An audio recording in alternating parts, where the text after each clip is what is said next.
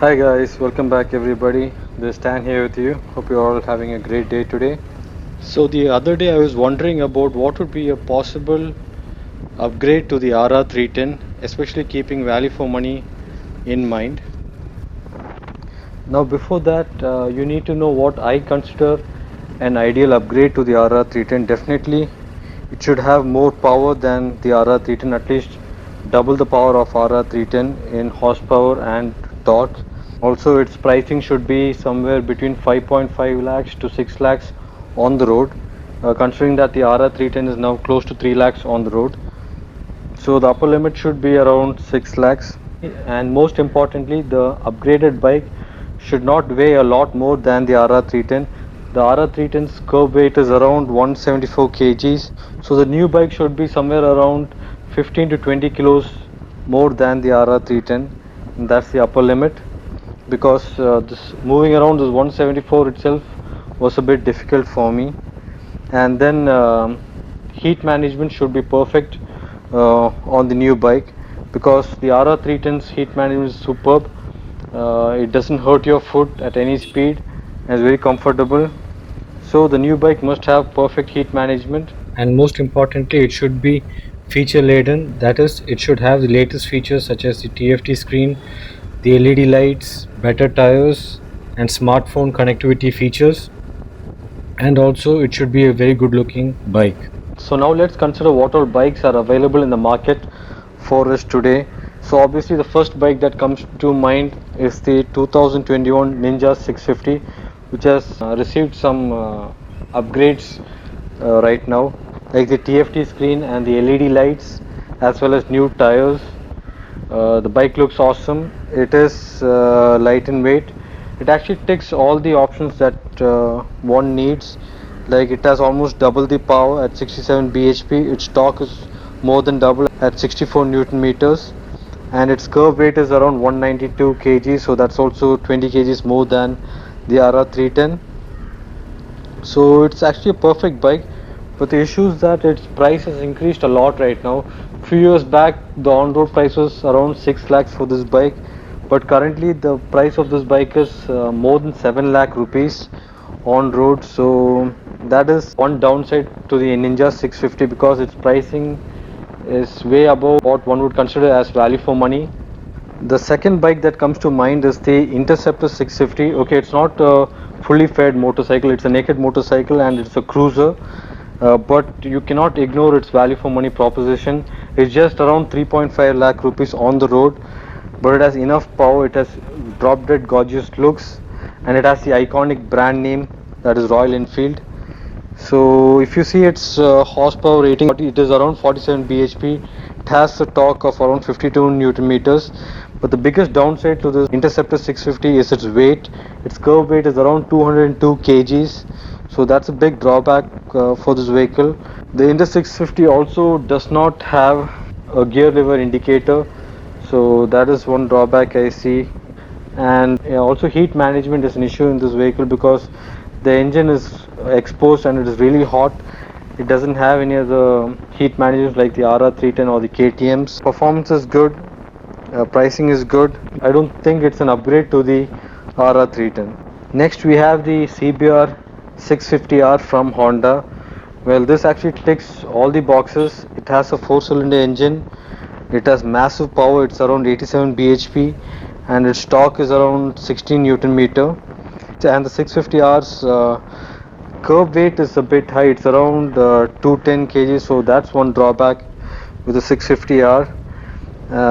But its performance is blistering. It does 0 to 100 in just 4 seconds, and it has a top speed of 237 kilometers an hour. So it's a perfect bike, but two drawbacks are its weight, and the second major drawback is its price. It costs around 9 lakh rupees, so that's massive. It obviously loses out on the value for money proposition.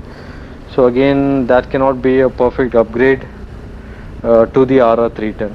Now all the bikes that I mentioned are actually exceptional. They're really very good. But when you see the value for money proposition, all the bikes are let down because they are not locally manufactured here in collaboration with some foreign manufacturers. So that is one of the drawbacks. So when you just see purely on the value for money basis, nothing actually beats the Interceptor 650. But obviously it has a lot of cons, like I've mentioned, like its engine heat, low on features like it does not have a gear lever indicator, it does not have LED headlamps, and it also weighs a lot, it heats up a lot. So these are some drawbacks of the Interceptor 650 that does not make it a true upgrade to the RR310. Apart from this, the only other bike that comes close to our requirements is the Ninja 650. So that has almost everything. It's almost double on power. It is light in weight. Being a two-cylinder engine, it's just 20 kilos more than the RR310 in curb weight. So it's actually a perfect bike, but it costs 7 lakh rupees on the road, whereas the same bike in the US costs 6 lakh rupees. So there's a 1 lakh rupee difference. It's not truly value for money, but considering the current crop of bikes, the Ninja 650 is pretty good. Even at 7 lakhs, I think it's worth buying because there's no other bikes in the competition. So most of you might be thinking why I haven't spoken about the used bike market. Well, personally I prefer the new bike because I'm not sure how the used bike has been maintained by the previous owner, whether he has been abusing it or especially in the case of sports bikes, you can never be so sure how they're taking care of the bike. Some might have been abused very badly. So I think few customers would not prefer that route. I'm one of them. So when you come back to the new bikes in the market, if there's any other middleweight motorcycle that I've missed, please do mention it in the comment section below. I'll definitely love to hear about them. But what would truly be my decision if I was supposed to upgrade from the RR310 right now? Well, according to me, I would actually just wait and keep my money parked in the bank for a while, because there are rumors that Honda is releasing CBR 500R, as well as the KTMs are releasing 490 twin cylinder bikes. So definitely considering KTM, I think their pricing will be really aggressive.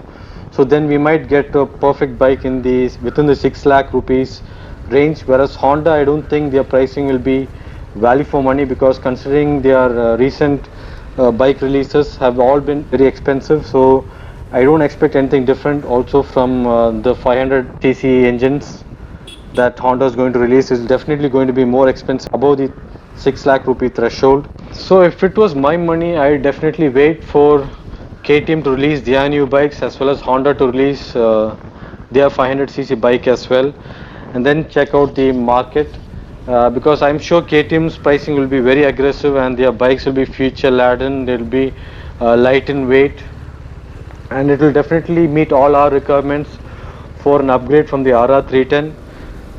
Definitely even offering the value for money proposition. So definitely I would wait for KTM to release their bikes and then get into the market to purchase a vehicle.